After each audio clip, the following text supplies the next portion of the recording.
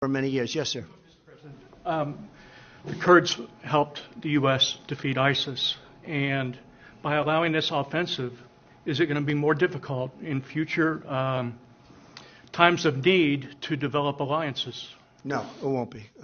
It won't be at all. Alliances are very easy. But, you know, our alliances have taken advantage of us. If you look at how much money we spend on NATO and how much money countries from Europe, who are really a much bigger beneficiary than we are, okay, you know, they're there and we're here. We're many miles away. Our alliances, in many cases, have taken tremendous advantage of us. If you look at NATO, I got them to pay $100 billion more. The Secretary General Stoltenberg came out with a report recently that because of President Trump, the other countries, 28 countries, so 27, not including us, they paid over $100 billion more because of me. But still, as good as that is, sounds good, it's nothing compared to the kind of numbers you're talking about. So I'm very happy with that. But the United States is paying over 4%, and Germany is paying 1%. Maybe a tiny bit more, but I actually think the way you calculate it, because you can look at it many ways, it's probably less than 1%. France is paying less than what they're supposed to.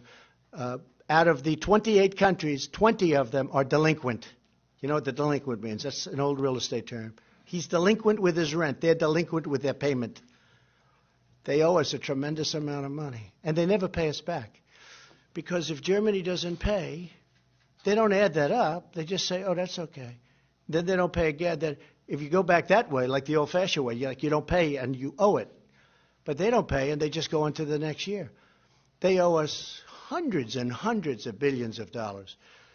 So, no, I don't look at it that way. Now, the Kurds are fighting for their land, just so you understand.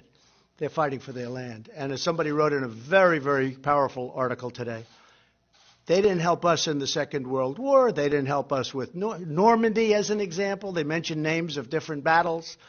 They were there, but they're there to help us with their land, and that's a different thing. In addition to that, we have spent tremendous amounts of money on helping the Kurds in terms of ammunition, in terms of weapons, in terms of money, in terms of pay. With all of that being said, we like the Kurds. Now, you have different factions in there. Again, you have PKK, that's a different faction. And they worked with us. It's a rough group, but they worked with us.